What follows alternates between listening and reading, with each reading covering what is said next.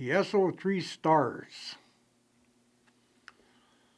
So I put that ring on the day Dad died and basically haven't took it off.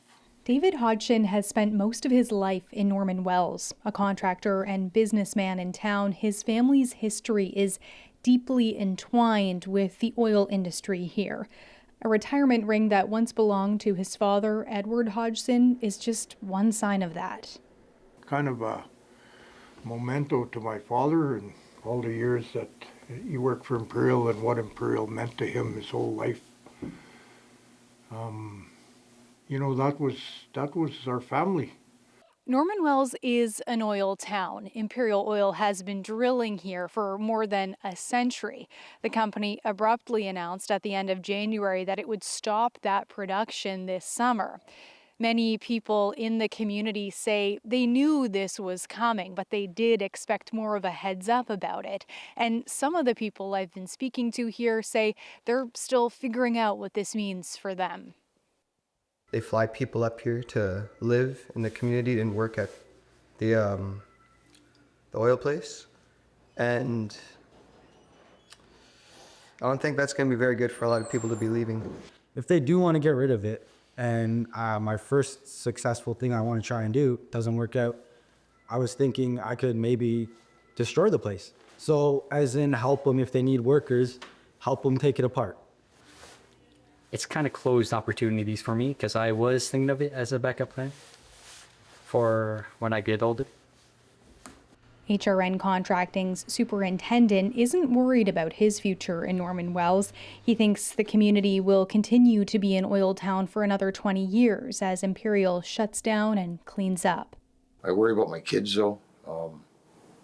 I don't know what they're going to have in Norman Wells, especially my grandkids, too. I'm not sure what's going to be left for them, so it's time for the town to reinvent itself. One elder from Fort Good Hope has fond memories of working for Imperial Oil. Staying in Norman Wells while his home undergoes upgrades, he wonders now about buying a house from the company. A few years ago, I asked one of the workers there to find out if I could buy one. I think I'm going to follow that up, see if they could sell me a house that for my kids. His daughter, however, is grappling with her future in the community. With this Imperial Oil shutting down, it's just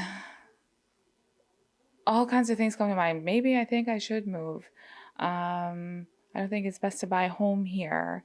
Hodgson, too, is figuring out what's next. He plans to stick around for the coming years, making the most of a cleanup Imperial expects to begin in 2030.